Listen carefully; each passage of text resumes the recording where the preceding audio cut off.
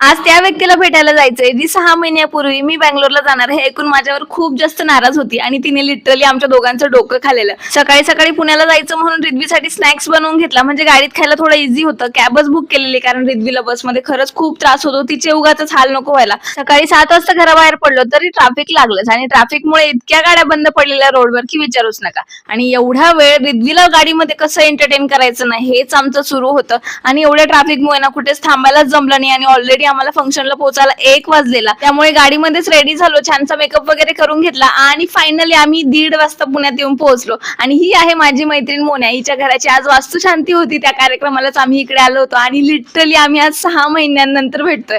मागच्या 10 वर्षांची आमची फ्रेंडशिप आहे आणि आता असं पहिल्यांदाच होते की 6 महिने होत आहे आणि आम्ही भेटत नाहीये. तिकडे गेल्यावर भूक लागलेली, सगळ्यात पहिलं तर या दोघांनी जेवणावर ताव मारला.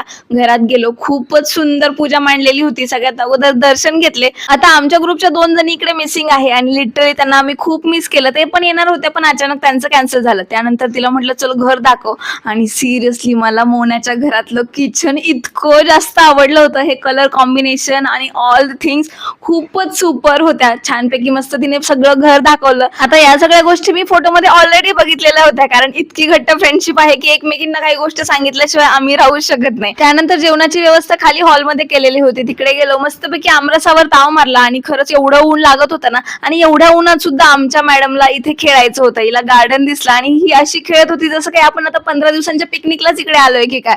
त्यानंतर सगळ्यांसोबत गप्पा मारल्या आणि फायनली पुण्याला टाटा बाय बाय करून आम्ही मुंबईला यायला निघालो. रिद्वी गाडीतच झोपली होती आणि आता येताना अजिबातही ट्रॅफिक नव्हतं, त्यामुळे खूप लवकर पोहोचलो. आणि आज मोन्याला भेटून खरंच खूप छान वाटलं. अशा खास मैत्रिणी भेटायला ना खरंच नशीब लागतं. तुमच्याकडे पण अशी मैत्रीण आहे का? कमेंट करून सांगा.